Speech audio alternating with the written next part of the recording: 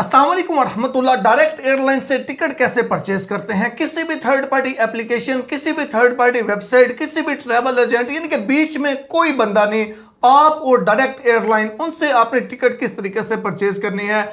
आए मैं आज आपको प्रैक्टिकली तरीका बताऊं। बड़ी ही ज़बरदस्त वीडियो होगी, हर एक चीज़ इसके अंदर कवर होगी। ऐसा नहीं है कि मैं आपको बताऊं जी शुरू में ऐसे करें, लास्ट में जाके एयरलाइन के ऑफिस चले जाए। नहीं, सब कुछ घर बैठे अपने मोबाइल फ़ोन से और पाकिस्तान के अंदर जितनी भी मेन एयरलाइंस ऑपरेट कर रही हैं उन सब का इस एक वीडियो के अंदर ही बताऊंगा। यानी एक वीडियो और उसके बाद आप अपनी मर्जी की एयरलाइन के अंदर अपनी टिकट डायरेक्ट एयरलाइन से टिकट परचेज कर सकते हैं। अच्छा, बेसिकली डायरेक्ट एयरलाइन से टिकट परचेज करने के लिए आप उस मुतलका एयरलाइन के ऑफिस में भी जा सकते हैं, लेकिन जाहिर सी बात है ये हर किसी के लिए तो मुमकिन नहीं है क्योंकि हर जगह पे उनके ऑफिस मौजूद नहीं होते। तो मैं आपको मोबाइल फ़ोन से तरीका बताता हूं कि आपने ऑफिशियल एयरलाइन की वेबसाइट से उनसे टिकट कैसे परचेज करनी है। किसी भी थर्ड पार्टी एजेंट यानी किसी एजेंट को बीच में इन्वॉल्व नहीं करना, किसी थर्ड पार्टी एप्लीकेशन या वेबसाइट को बीच में इन्वॉल्व नहीं करना।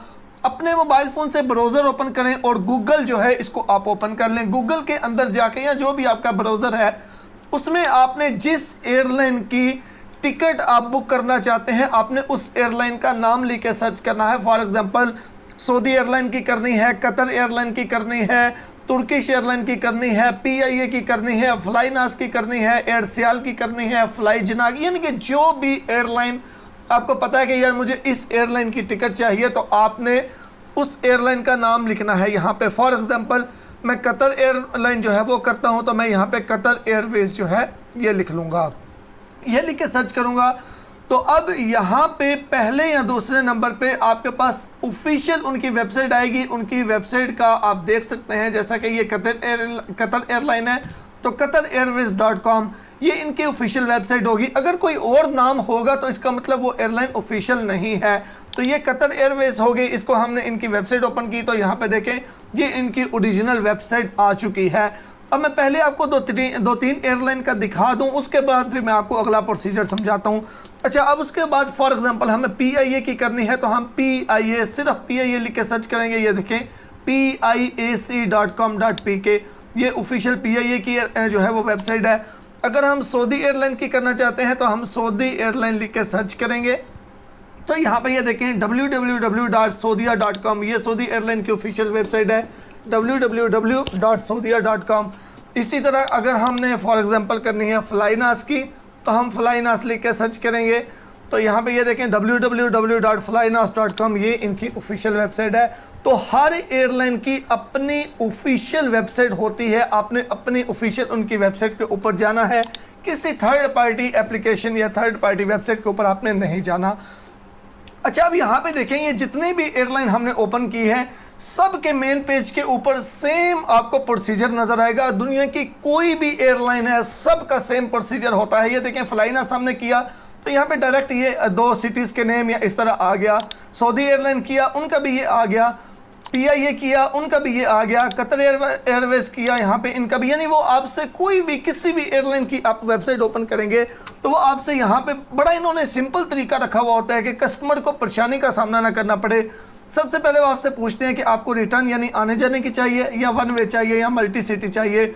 तो अगर मुझे वन वे चाहिए मैंने वन वे के ऊपर करना है और ये सब का सेम होगा। ये देखें सऊदी PIA का भी सेम है, सऊदी एयरलाइन का भी ये देखें बिल्कुल सेम है, उसके बाद फ्लाईनास का भी ये देखें बिल्कुल सेम है। अच्छा जी, उसके बाद हमने अब फ्राम के अंदर यानी कि कहाँ से हमने अपना सफ़र शुरू करना है, आपने उस सिटी का नेम लिखना है, उस एयरपोर्ट का यानी लाहौर, इस्लामाबाद, कराची जो भी है। उसके बाद आ जाएगा टू के अंदर आपने जाना कहाँ पे है तो आपने उस जो भी नेक्स्ट यानी कि जहाँ पे आप जहाँ से जहाँ जाना चाहते हैं वो आपने सर्च करना है। मैंने लाहौर से तमाम कर लिया। उसके बाद डिपार्चर यानी कि डेट, आपने जो भी डेट है आपने वो डेट सेलेक्ट करनी है। फॉर एग्जांपल मैं ये डेट सेलेक्ट करता हूँ, कंटिन्यू के ऊपर क्लिक कर देता हूँ। ये तीन चीज़ें आपने लिखनी होती हैं, कहाँ यानी फ्राम कहाँ से सफ़र शुरू करना है, टू आपने यानी कहाँ जाना है, डिपार्चर कौन सी डेट है, आपने ये लिख के सर्च फ्लाइट के ऊपर क्लिक कर देना है। और ये सारी एयरलाइन का सेम है, किसी का भी करेंगे बिल्कुल यही तरीका आपने अपनाना है। अच्छा जी, अब यहाँ पे ये देखें आ चुकी है, ये नीचे उसने मुझे इस डेट की जो है वो जो फ्लाइट है वो दिखा दिया है। अब जब भी आपने टिकट सर्च करनी है इस चीज़ का आपने ख्याल रखना है कि यहाँ पे अब ये देखें लाहौर से ये टाइम है और यहाँ पे दमाम पहुँचने का ये टाइम है। एक चीज़ सबसे पहले कि ये टाइम 24 के फॉर्मेट में होता है, यानी कि अगर 3:40 है तो इसका मतलब ये फजर का टाइम है। अगर फॉर एग्जांपल दोपहर के 3 होंगे तो यहाँ पे 3 नहीं आएगा, यहाँ पे 12, 13, 14, 15 ऐसे आगे, यानी कि 24 के फॉर्मेट में यहाँ से आता है। उसके बाद यहाँ पे देखिए 1 स्टॉप लिखा हुआ है। 1 स्टॉप मतलब कि ये स्टे वाली फ्लाइट है, 1 स्टॉप, और टोटल इसका जो सफ़र है वो 9 घंटे 15 मिनट का है। तो अब अगर आपको डायरेक्ट चाहिए तो आपने फिर यहाँ पे जिसका 1 स्टॉप लिखा हो इसको आपने छोड़ देना है, यहाँ पे डायरेक्ट लिखा हुआ होना चाहिए। इस डेट के अंदर सारी 1 स्टॉप वाली हैं, तो हम आगे वाली डेट में चेक कर लेते हैं।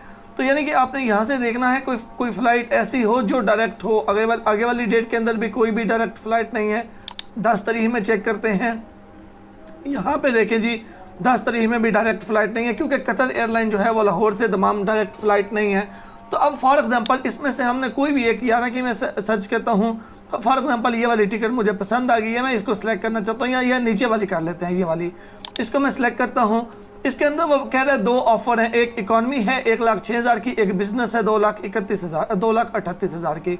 तो इनमें से आपकी मर्जी, सिंपल चाहिए या फिर आपको बिजनेस चाहिए, इकॉनमी चाहिए, मैं इसको सिलेक्ट कर लूँगा। ठीक है, सिलेक्ट करके अब यहाँ पे जब हमने इसको सिलेक्ट किया कि तो इसके अंदर उसने बता दिया कि इसके अंदर लगेज वगैरह, यानी यहाँ पे आपको बता देगा कि इसमें कितना वेट आप लेके जा सकते हैं।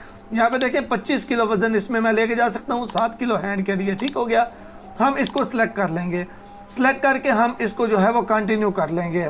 अगर हम कुछ चेंज नहीं करना चाहते, डोंट चेंज के ऊपर क्लिक करके कन्फर्म के ऊपर क्लिक करेंगे, और हमने अपनी एयरलाइन हमने अपनी टिकट को सिलेक्ट कर लिया है। ठीक हो गया। उसके बाद यहाँ पे आ जाएगी डिटेल अडल्ट की, इसके ऊपर आपने क्लिक करके आपने अपनी इन्फॉर्मेशन देनी है। अभी यहाँ पे ये इससे अगला सारी एयरलाइन का तरीका बिल्कुल सेम होता है। आपने पहले मिस्टर है, मिस है, वो आपने सेलेक्ट करना है, फिर मेल है, फीमेल है, वो करना है, फिर आपने फर्स्ट नेम बिल्कुल पासपोर्ट के मुताबिक लिखना होता है, फिर आपने लास्ट नेम बिल्कुल पासपोर्ट के मुताबिक लिखना होता है, फिर आपने डेट ऑफ बर्थ लिखनी होती है, आप जिस कंट्री से हैं आपने उसकी नेशनैलिटी लिखनी होती है। सेव एंड कंटिन्यू के ऊपर क्लिक करके आगे जाके आपने डेबिट कार्ड से जो है वो पेमेंट कर देनी है। बिल्कुल कतर एयरवेज का इस तरह है। इसी तरह अगर हम PIA का करेंगे तो 1 वे के ऊपर क्लिक करके सेम इसी तरह मैं कराची से लाहौर, कराची से मैं कर लेता हूँ जी इस्तांबुल की, कराची से इस्तांबुल मैंने किया। डेट हम यहाँ से उसी तरह कोई भी सिलेक्ट कर लेते हैं और इसी तरह सर्च के ऊपर क्लिक करेंगे। यानी कि मैं आपको बताने के लिए तरीका सबका बिल्कुल सेम होगा, थोड़ा सा पैटर्न का डिफरेंट होता है, यानी कि इंटरफेस का थोड़ा डिफरेंट होता है। अब यहाँ पे देखें जी, इसके अंदर ये 9 सीट आ रहा है, सीट अवेलेबल नहीं है। 31 कर लें, इसमें भी सीट अवेलेबल नहीं है। अब हमें थोड़ा आगे की डेट में जाके चेक करना पड़ेगा। मई में कोई सीट नहीं है, हम जुलाई में जाके, यानी जिसमें सीट नहीं होगी यहाँ पे आगे लिखा हुआ होगा कि सीट नहीं है। इसमें सीट नहीं है क्योंकि बिजनेस है। इसमें है, इसमें देखिए फ़्लाइट 2,35,000, इसको हम सिलेक्ट करते हैं। यहाँ पे 4 सीट्स बाकी हैं। तो इसमें देखिए इसने बोला है चेक इन बैग, यानी कि 2 पीस इसमें लेके आप जा सकते हैं 20-20 किलो के। इसको हम सिलेक्ट करते हैं, आगे कंटिन्यू एज गेस्ट के ऊपर क्लिक करेंगे। अब यहाँ पे भी देखें बिल्कुल सेम उसी तरह सारी डिटेल आ गई जैसे मैंने आपको कतर एयरवेज की बताई। अपना टाइटल लिखना है, आपने अपना फर्स्ट नेम लिखना, मेल फीमेल है, फर्स्ट नेम आपने लिखना है, लास्ट नेम लिखना है, डेट ऑफ बर्थ लिखनी है, नेशनैलिटी, पासपोर्ट नंबर और आपने पासपोर्ट की expiry, mobile number, email address. Mobile number और ईमेल एड्रेस बिल्कुल सही होना चाहिए। ये लिख के कंटिन्यू करेंगे। उसके बाद सबसे अहम चीज़ कि आपने अगर डायरेक्ट PIA या किसी भी एयरलाइन से टिकट बुक करनी है तो आपके पास डेबिट कार्ड या क्रेडिट कार्ड का होना ज़रूरी है। आप डेबिट कार्ड या क्रेडिट कार्ड से ही पेमेंट करेंगे। आपने अगले स्टेप पे, लास्ट स्टेप पे जाके अपने कार्ड की डिटेल दे के पेमेंट करनी होती है। ये जो ऑफिशियल एयरलाइन की वेबसाइट होती है ये बिल्कुल ऑथेंटिक होती हैं, इसमें कोई परेशानी वाली बात नहीं होती कि कहीं डाटा चोरी ना हो जाए, ऐसी कोई बात नहीं होती। ये बिल्कुल ऑथेंटिक होती है और आप आसानी के साथ यहाँ से बुक कर सकते हैं। उम्मीद करता हूँ इन्फॉर्मेशन अच्छी लगी होगी। अच्छी लगी है लाइक और सब्सक्राइब कर दीजिएगा। मिलते हैं एक नई वीडियो के साथ। अल्लाह हाफिज़।